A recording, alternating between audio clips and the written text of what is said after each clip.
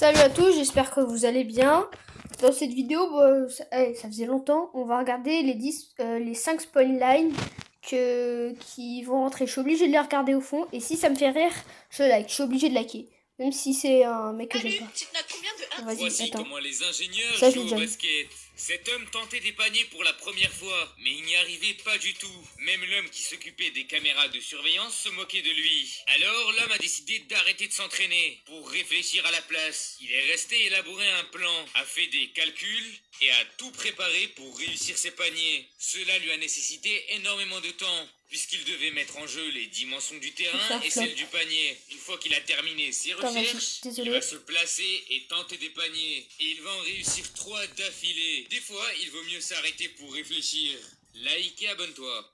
Voici comment les ingénieurs... Je deviens footballeur professionnel à l'AS Monaco, un des clubs formateurs de Kylian Mbappé. Et je vous explique comment j'ai fait. Récemment, j'ai signé dans le club de l'AS Monaco pour un contrat de 24 heures. Super enthousiaste, j'ai pris un avion en direction de Monaco le soir même. Lors de mon arrivée à l'hôtel, le club m'a offert mes équipements sportifs. J'étais enfin prêt. Dès le lendemain matin, j'ai pris mon petit déjeuner et ensuite le taxi du club m'a récupéré devant l'hôtel. Direction le centre d'entraînement. Le club m'a fait visiter les locaux pour me mettre à l'aise et me présenter mes nouveaux coéquipiers. Une fois la visite terminée, je me suis échauffé avec les joueurs de Monaco pour préparer mon premier match en tant que titulaire. Avant le match, nous avons déjeuné et ensuite nous avons travaillé notre technique sur la tech ball. En milieu d'après-midi, j'ai perfectionné mes coups francs face à ce gardien semi-professionnel et ensuite le match a débuté. J'ai commencé le match latéral pour amener de la technicité sur le couloir gauche de l'équipe. J'ai réalisé différentes actions, j'ai mis du rythme, j'ai défendu et j'ai même marqué un but avec un contrôle de balle très technique.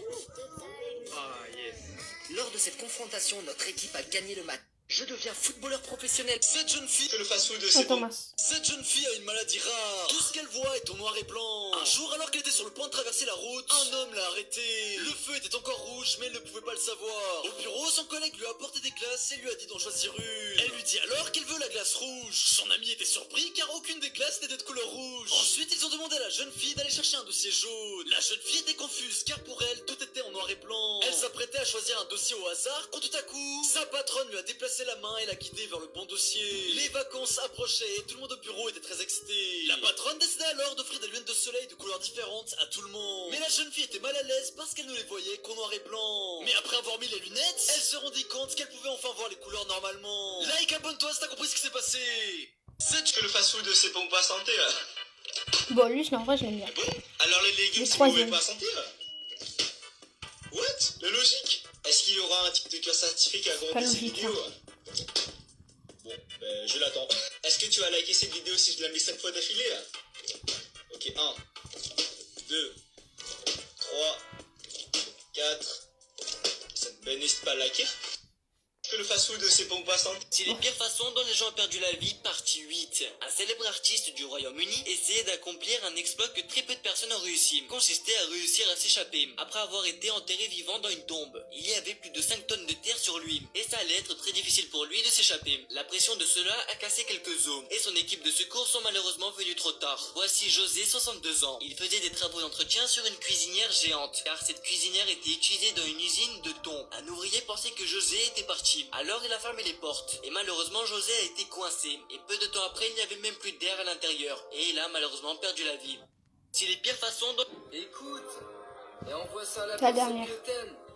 Je pense à toi toutes les saisons, j'aime que toi de toute façon. Bon, c'est un flop.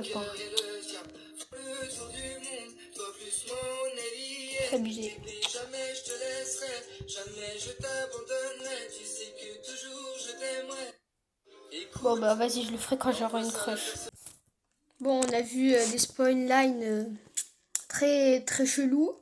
Bon, j'ai pas rigolé, donc j'ai pas dû liker. Bon, c'était un petit peu bof. Je pensais à des trucs un peu plus rigolos, mais bon. Salut à tous, n'hésitez pas à vous abonner et liker cette vidéo. Ciao.